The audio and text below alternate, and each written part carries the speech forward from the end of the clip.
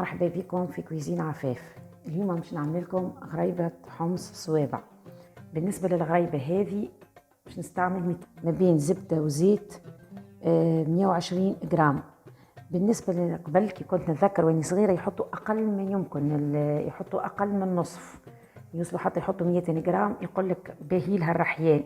نتذكر نقعدوا نرحيوها 7 مرات باش تبدا صوابع شاده رواحه وتبدا متماسكه وما تخليش حتى بصمات، وكيما تخلطها كيما تطيب كيما تلقاها.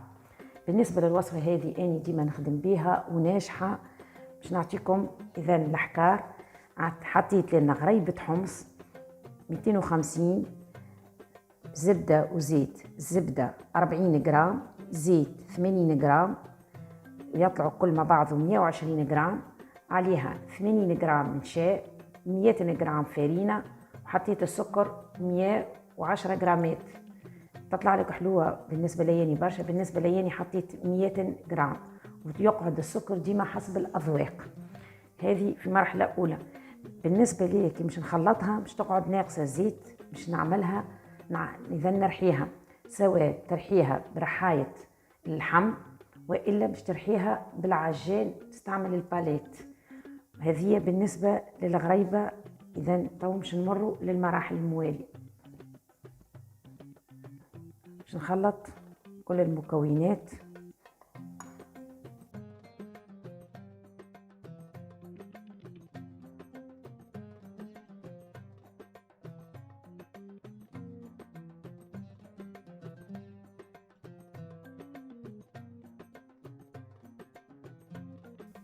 نجم تعملها برونوازيت خير، مش مطعمها يبدأ بني، وزيدي تنحى منها الحليب كله.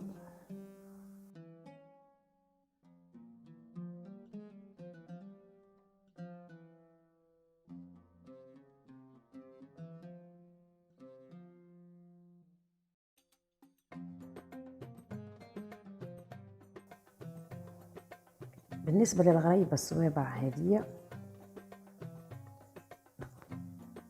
نخليها ديما ناقصة زيت، مش نرحيها بزيت، مش تطلع الغريبة شادة روحها ما تتكسرش.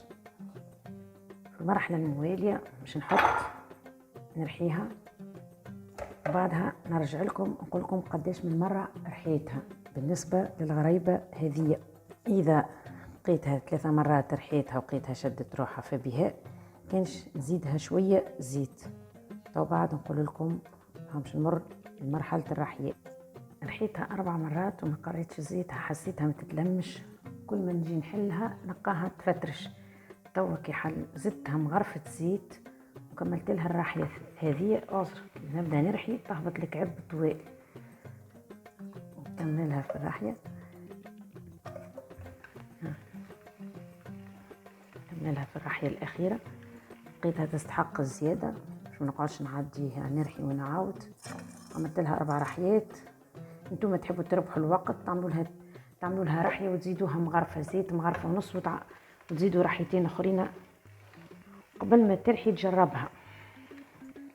الحلو يلزم وسع البال ويلزمك مغرومة بيه باش تنجم تعطيه حقه يطلع لك خرق العادة. لا يلزمها طرية باش ما تطلعش مهطهطة، لكن اللي تبدا بالسيف العجينة تبدا محلولة في اليد وتخلي البصمات.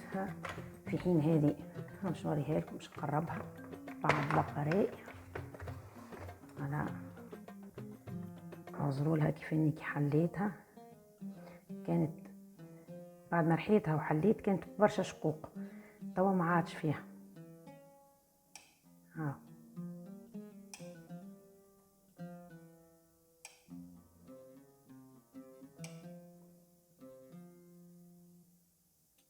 نعمل ديكوراسيون ومش نعاود نحل لكم واحدة قدامكم.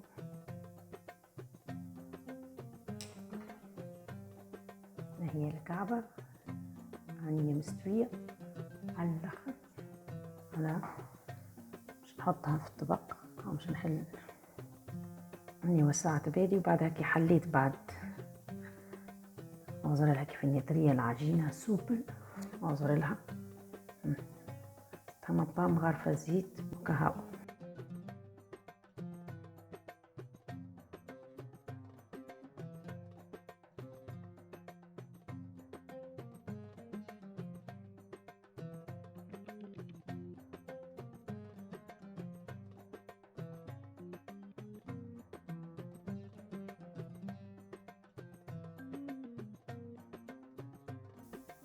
هي تتشق ونلم هيك ونبدأ نجود.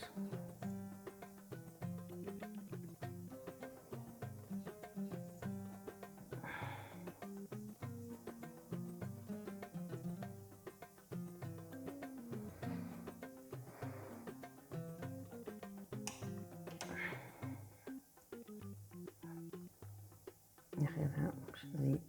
كي نبدأ نلم فيها هيك تكبر، نعاود نحل بشوي بشوي.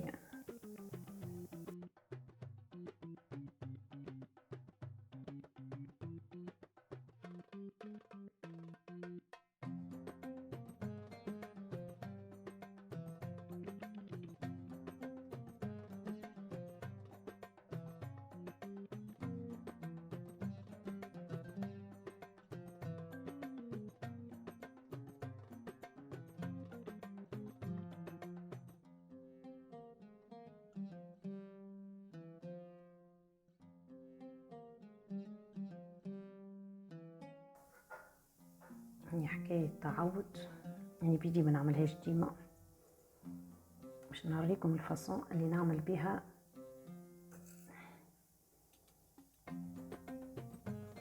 باش نعملها لكم توا فيها فرسي بالبوفريوة، نعملها بالبيستاش. البوفريوة والبيستاش عطيت طريقة عملانه في الغريبة بورجوا كيفاش نحضرها.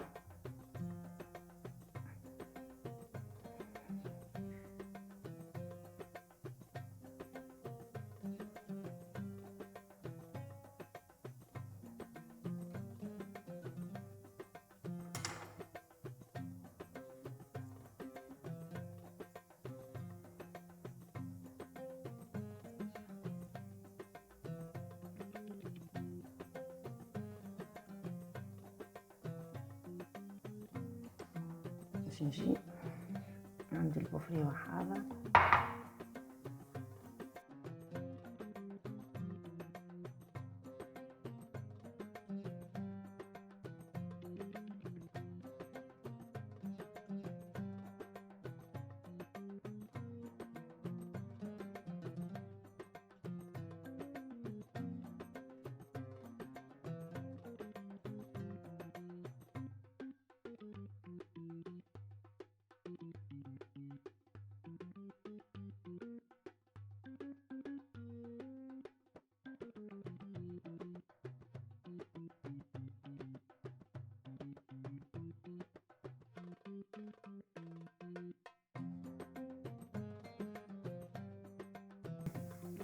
تصورها ظهرت لكم. هاني البوفريوة في الوسط منا ومنا، هاني البوفريوة دايرة. بس عبالك وبرا تشد الوقت خاطر باش تبدا محشية. هنا هاني بوفريوة منا بوفريوة منا هذيكا، وهانية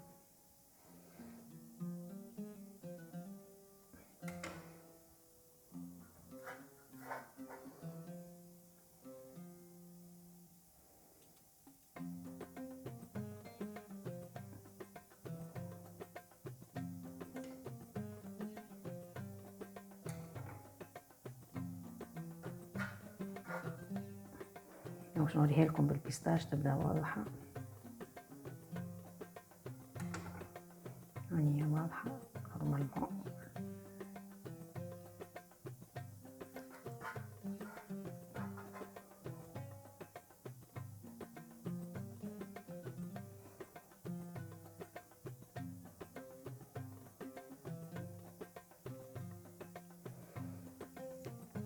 ناخذ من العجنة